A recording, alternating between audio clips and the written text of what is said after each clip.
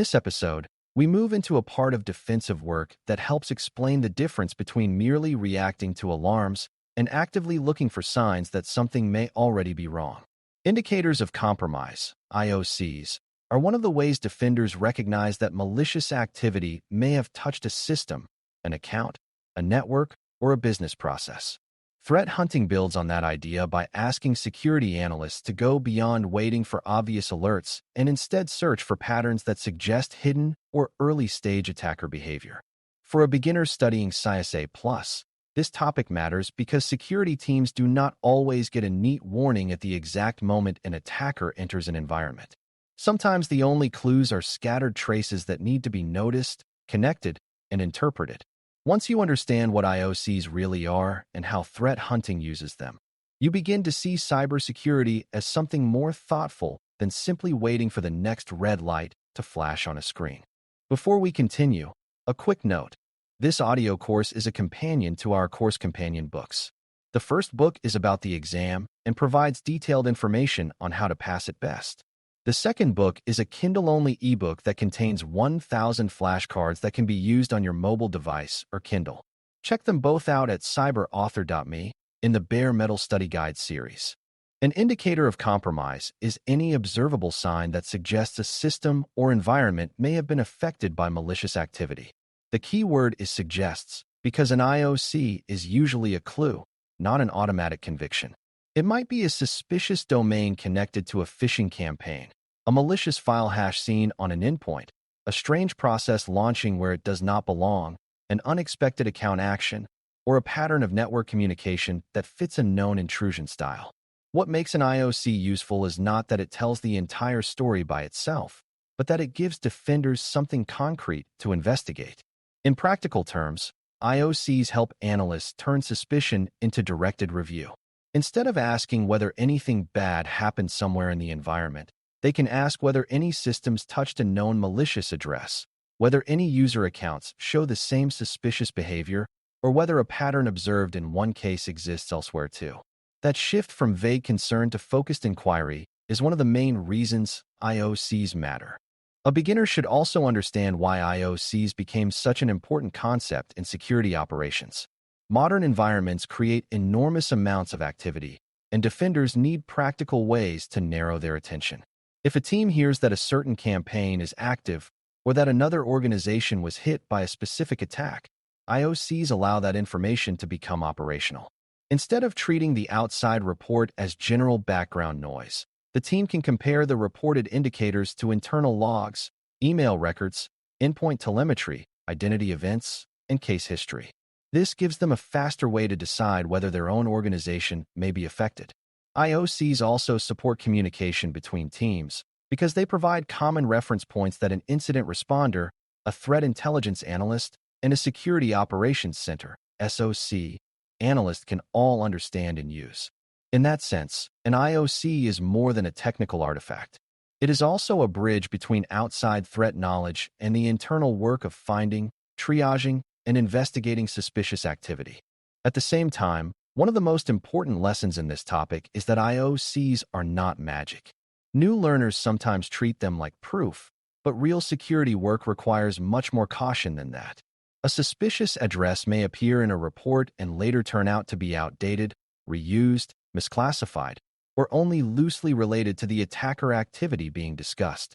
A file hash can be very precise, but it may only help if the exact same file is still present in the environment.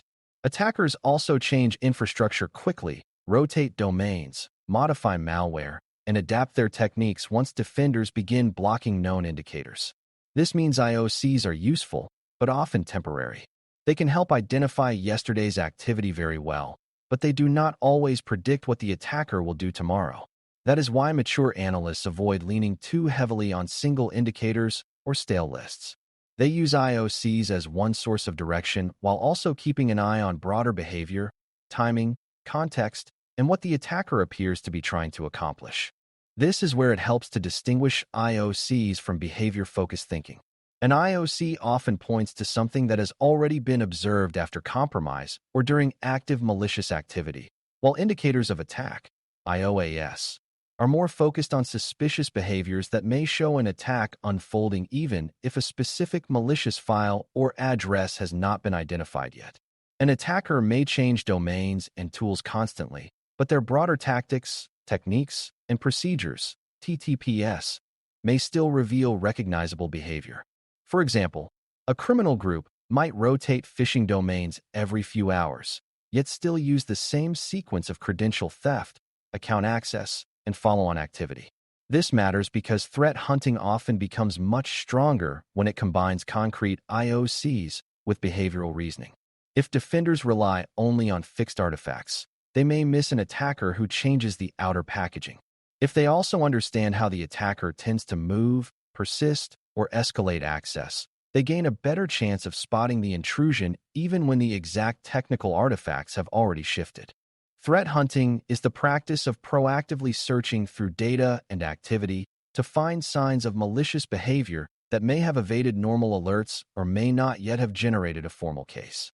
The word proactively is the important part because hunting is not the same thing as opening an alert and investigating what the system already flagged.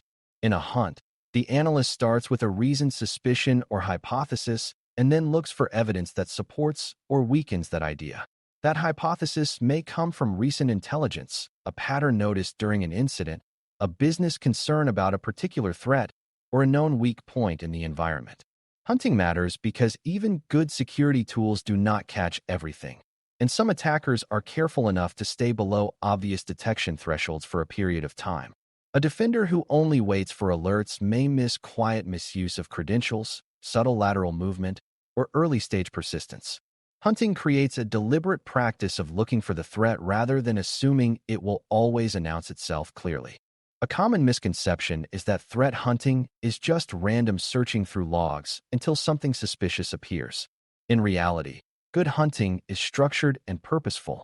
A team usually begins with a question such as whether any accounts are showing signs of impossible travel, whether recently reported attacker behavior exists in local identity activity, or whether systems exposed to a certain campaign show related signs of follow-on access. The analyst then identifies the data that might answer the question, reviews patterns, compares normal behavior to suspicious behavior, and refines the search as new evidence appears. Sometimes the hunt confirms that no meaningful signs are present, which is still valuable because it improves confidence and sharpens understanding of the environment. Other times the hunt reveals a small anomaly that leads to a deeper investigation. What makes the process disciplined is that it is guided by reasoning rather than by vague curiosity. For CySA+, that distinction matters because threat hunting is not about wandering. It is about directed searching based on what defenders know or suspect about current attacker behavior. IOCs support threat hunting by giving analysts starting points that are concrete enough to search against while still leaving room to discover broader patterns. If a threat report describes suspicious domains tied to a campaign, a hunter may search for any internal communication with those domains, then examine which users or systems were involved, what happened before the contact, and what happened afterward. If a known malicious file hash appears in one investigation, the team may hunt to see whether the same file or related activity exists elsewhere. The value is not only in finding an exact match. The value often comes from using the indicator to pivot into a larger story. One suspicious domain may lead to discovery of a phishing wave. One endpoint artifact may reveal credential theft, and one unusual login event may uncover a chain of lateral movement that was never obvious when viewed as isolated pieces.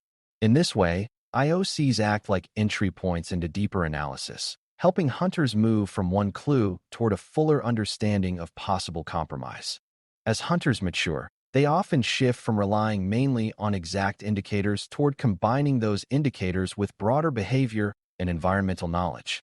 That is because the most successful attackers are not always caught by a single obvious artifact. A sophisticated intruder may use legitimate tools, blend into normal administrative activity, and avoid dropping easily recognized malware. In those cases, the hunt may focus on patterns such as unusual privilege use, unexpected access to sensitive systems, sign-ins that do not fit a user's established role, or systems communicating in strange ways after normal business hours. IOCs still matter because they can seed the hunt and validate suspicious patterns, but the hunt becomes stronger when it asks how attacker behavior would likely appear if the intruder were trying to remain quiet. This mindset is one of the most important parts of becoming a real analyst. You stop thinking only in terms of known bad objects and start thinking about suspicious stories unfolding across accounts, systems, time, and business context. A simple example makes the connection easier to picture. Imagine an organization receives notice that a phishing campaign is targeting companies in its sector using fake document-sharing links. The reported IOCs include a few domains and delivery patterns, but the team knows those technical details may change quickly. A threat hunter might begin by checking whether any internal users received messages matching the same timing and structure, whether any systems visited the known domains, and whether any accounts showed suspicious sign-ins shortly after clicking similar links. If the hunt finds one matching domain, the next step is not to stop there. The analyst may then review whether the same users triggered password reset activity, whether additional mailbox rules were created, or whether those accounts began accessing files and services they do not normally touch. In this example, the IOC starts the investigation, but the hunt becomes valuable because it expands beyond the indicator into surrounding behavior that may reveal whether a real compromise occurred and how far it spread. Another helpful example involves endpoint activity rather than phishing. Suppose responders investigating a small incident identify a malicious file on one workstation. The file hash is a strong IOC, and the obvious first question is whether that exact file exists on other systems.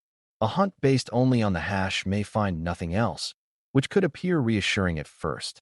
But if the team thinks more broadly, they may ask whether the same parent process launched unusual child processes elsewhere, whether the same user account authenticated to systems it rarely touches, or whether multiple endpoints show signs of the same persistence method even if the file itself differs slightly. That broader hunt may reveal that the file was only one visible piece of a larger attempt to establish access. This is why defenders cannot assume that failing to find a single IOC means the threat is absent. Attackers often vary the artifact while keeping the pattern of behavior. Good hunting keeps chasing the logic of the intrusion, not just the outer shell of the first sample. Threat hunting also helps organizations improve their defenses even when a hunt does not uncover a full incident. Every well-run hunt teaches the team something about visibility, data quality, alerting gaps, and the difference between normal activity and suspicious behavior in their own environment. If analysts realize they cannot answer basic questions about identity activity, remote access patterns, or endpoint process relationships, that discovery itself is useful because it reveals where monitoring or logging needs improvement. If a hunt confirms that a concerning behavior is actually common and legitimate in one department, the team gains better context and can tune detections more intelligently. This learning effect is one reason hunting is valuable beyond immediate incident discovery. It helps the organization move from passive dependence on existing alerts toward a more mature posture where defenders actively test assumptions, examine visibility gaps, and refine how the environment is monitored. Over time, the insights from hunting often feed directly into better detection logic, improved triage, and more focused response playbooks. There are also important misconceptions to avoid. Threat hunting is not only for elite teams with unlimited time and advanced tools, and it is not something that has value only when it uncovers a major breach. Even a modest hunt built around a current intelligence question or a suspicious pattern can strengthen an analyst's understanding of the environment and reveal whether key data sources are telling a clear story. Another misconception is that hunting replaces traditional alert-driven operations. In reality, the two support each other. Alerts help catch routine or already defined suspicious behavior, while hunts help uncover what the alerts may miss and help identify where new detections should be built. Some beginners also assume that a hunt must begin with a perfect hypothesis. In practice, the hypothesis only needs to be reasonable and connected to current risk. The hunt then evolves as the analyst learns more. Threat hunting is less about dramatic discovery and more about disciplined curiosity guided by evidence, business context, and knowledge of likely attacker behavior. What makes this topic especially important for CySA Plus is that it teaches a more mature way of thinking about defense. IOCs show that compromise often leaves observable traces, but threat hunting teaches that defenders should not wait passively for those traces to be handed to them in a fully packaged alert. Instead, they should know how to take a clue, connect it to surrounding behavior, and ask whether the environment shows signs of related malicious activity that standard monitoring may not have highlighted clearly. This connects directly to threat intelligence, incident response, vulnerability management, and SOC operations because all of those functions benefit when analysts can reason from indicators into broader patterns. The strongest defenders do not worship indicators, nor do they ignore them. They use them as starting points, combine them with behavioral understanding, and treat hunting as a way to stay ahead of threats rather than constantly arriving late to the story. By the end of this discussion, the core lesson should be clear that indicators of compromise are valuable clues, but they are only part of the larger work of understanding and finding malicious activity.